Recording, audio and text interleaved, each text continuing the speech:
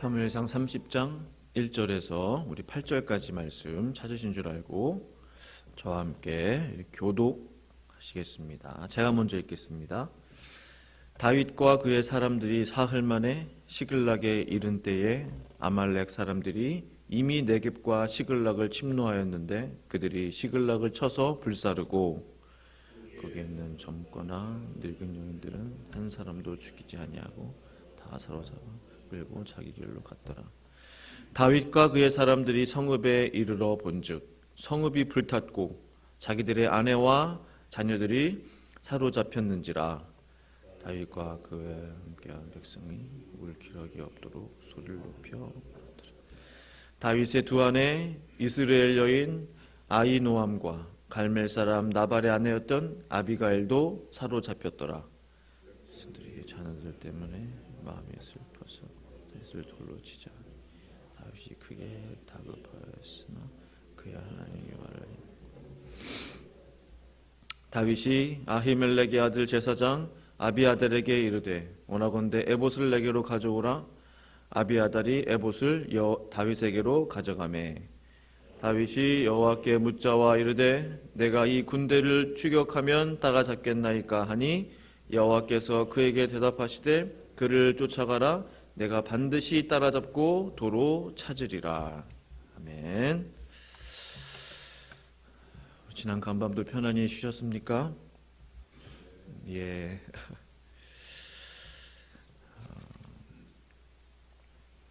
혹시 한국에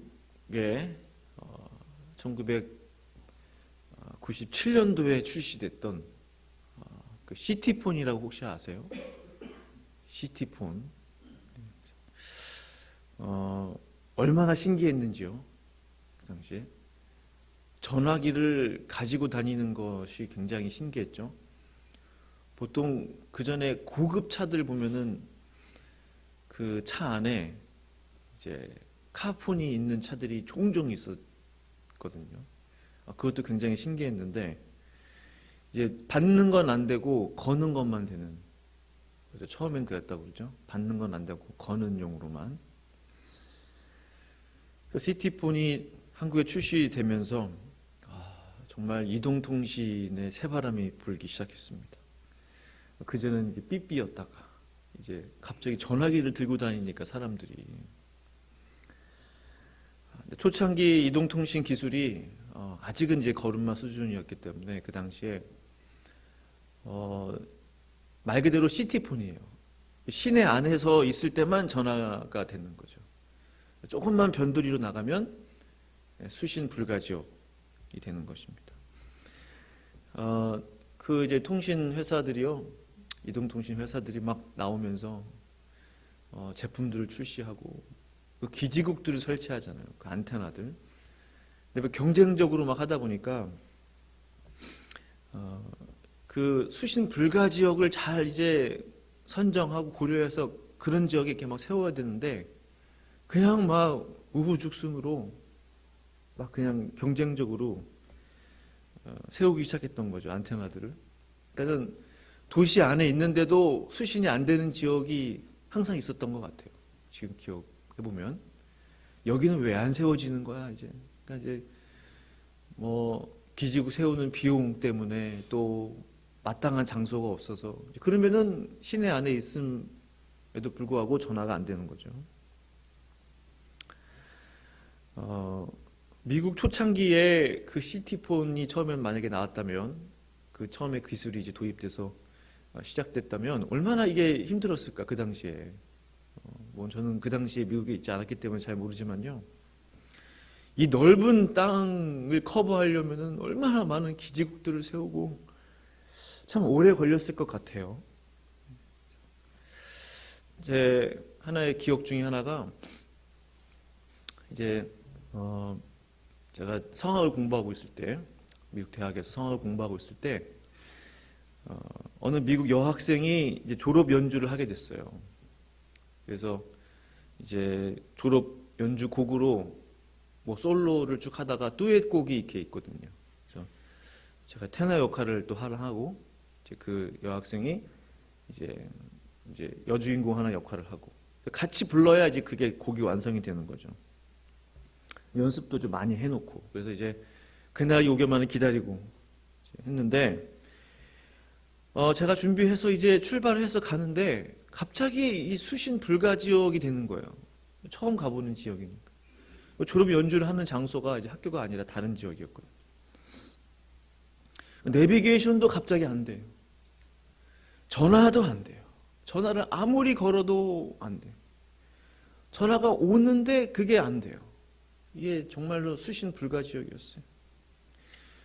뭐 엄청 시골도 아니었고 그냥 이제 살짝 교외로 벗어난 거거든요. 시외로. 이제 그 당시 제 기억으로 한 6시 반인가 7시인가 졸업 연주 시간이었는데 적어도 1시간 전에 도착해야 되잖아요. 뺑뺑이를 돌고 계속 뭐 전화를 해도 안 되고 도저히 찾을 수가 없어요.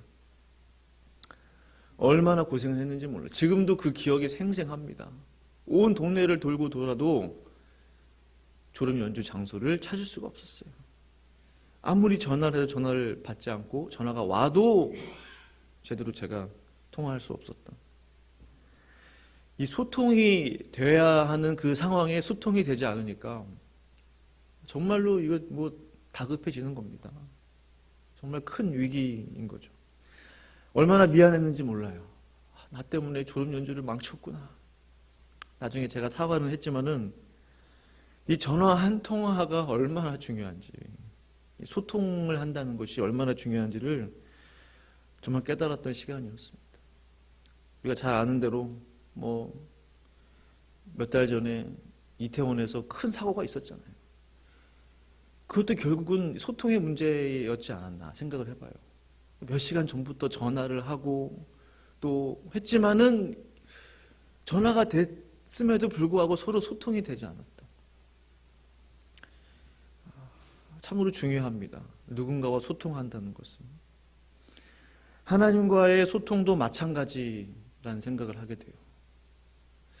정말 하나님과 불통이 된다면 그것만큼 큰 위기는 없습니다. 제가 자주 하는 기도가 이 기도예요. 그래서 하나님, 저를 혼내시든지 저에게 나무라시든지 저를 뭐 책망하시든지 그런 음성조차도 저는 반갑습니다. 혼나도 하나님 앞에 매를 맞아도 하나님과 소통하고 있다라는 증거예요. 그게 저는 감사하겠더라고요.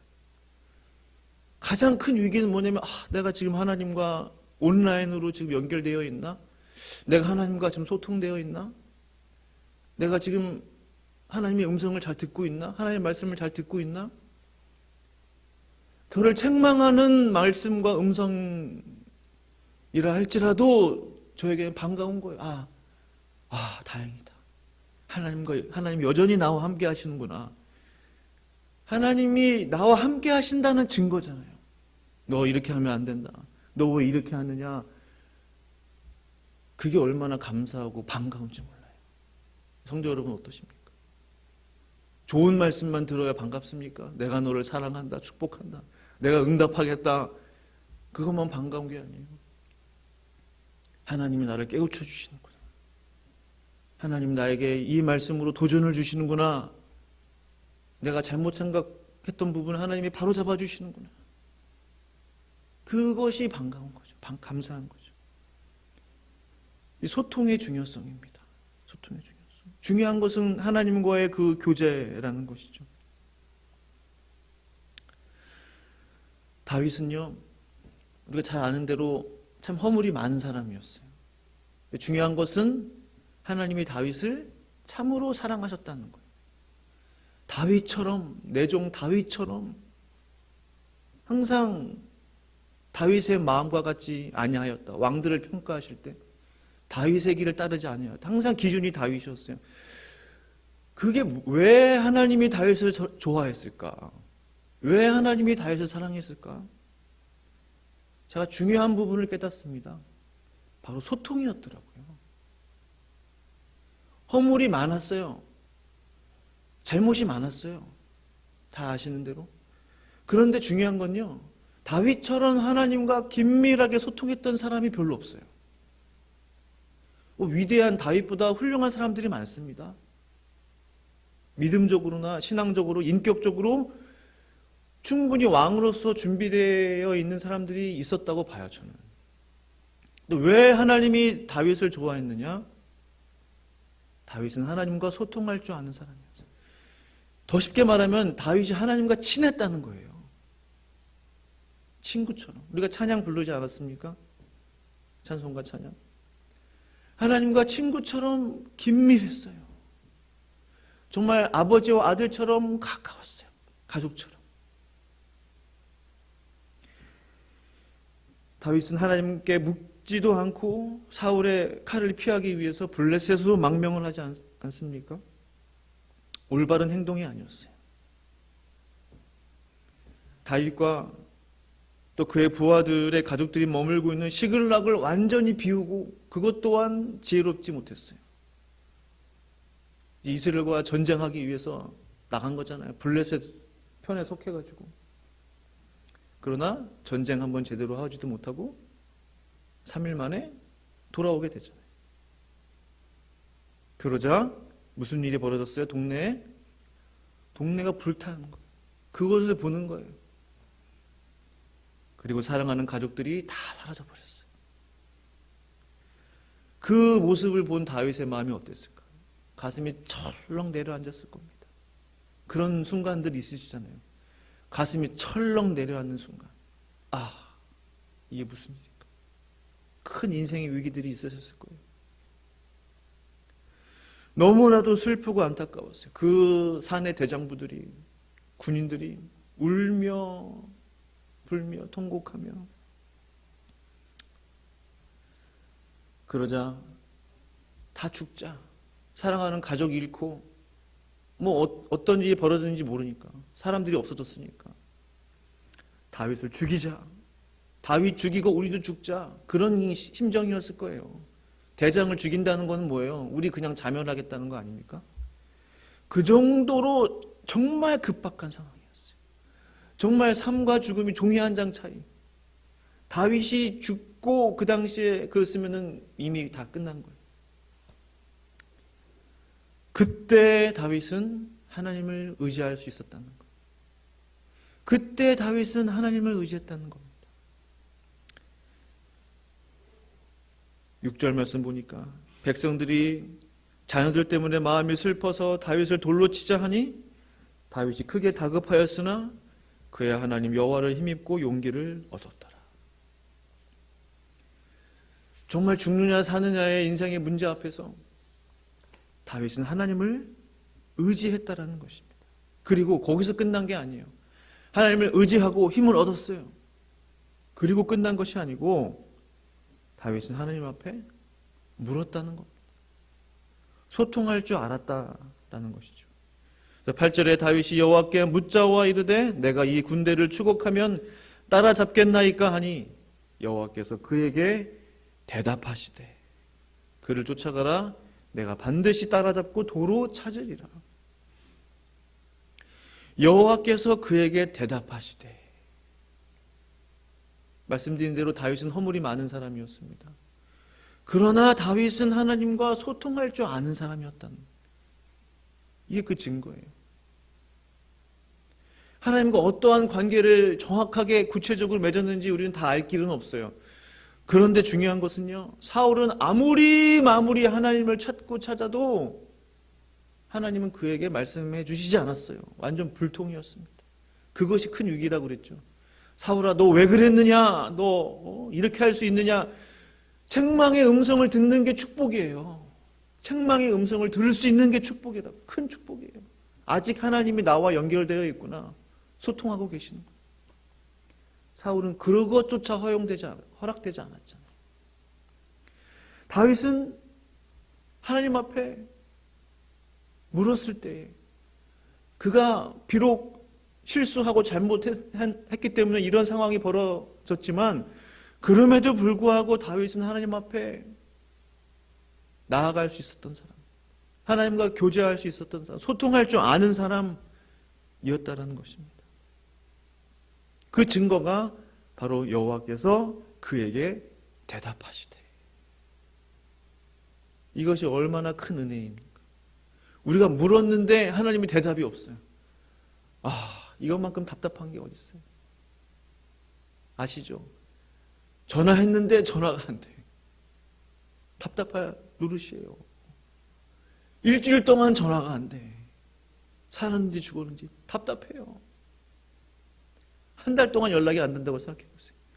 그런 사건, 사고들이 얼마나 많이 있습니까? 1년째 자식과 연락이 안 되는 부모의 사연들이 많이 뉴스를 통해서 소개되고 있잖아요. 하나님 앞에 물었는데 하나님의 대답이 없다, 응답이 없다, 말씀이 없다. 책망이든 교훈이든 축복이든 어떤 말씀이든 말씀이 없다. 가장 큰 불행입니다. 가장 큰 불행. 내가 마음대로 살아도 하나님의 말씀이 없어요. 내가 하나님 앞에 나아가는 것을 게을리하고 예배 몇 번 빠지고 기도하지 않아도 마음에 전혀 하나님의 음성이 들리지 않아요. 가장 불행한 겁니다. 죄송하지만 하나님의 양심의 소리가 들려야 돼요. 내가 이러면 안 되지. 내가 하나님 앞에 나아가야 되지. 내가 하나님의 음성이 들려야 돼요. 너 주의를 지켜야 되지 않느냐? 너 내 앞에 나와 기도해야 되지 않느냐? 너 말씀 생활 다시 시작해야 되지 않느냐? 그 음성이 들려야 되는 거예요.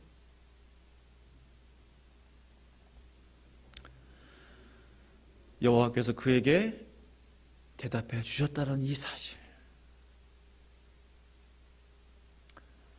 다윗이 하나님 앞에 물었다는 것은 하나님이 응답해 주실 것이라는 믿음이 있었기 때문에 가능한 일입니다. 물었다는 것은. 다윗이 여호와께 묻자와 믿음이 있었어요. 하나님은 나에게 말씀해 주시는 분이시다. 지금 이 위기 가운데서도 하나님은 나에게 여전히 말씀해 주시는 분이시다. 우리가 죄 가운데 빠졌다고 하나님 앞에 묻지 않습니까? 신앙생활을 포기합니까? 아니면 하나님 앞에 묻는 것을 내려놓아야 합니까? 그렇지 않아요. 어느 때든지 하나님 앞에 우리는 물을 수 있어요. 아쉬운 사람은 우리입니다. 하나님은 뭐가 아쉬우시겠어요? 어떠한 상황 가운데서도 하나님 앞에 물을 수 있어야 되는 거예요. 죄를 범했을지라도, 허물 가운데 내가 놓였을지라도, 위기 가운데 처했을지라도, 어떠한 상황 가운데 있을지라도 하나님, 내가 어떻게 하기를 원하십니까?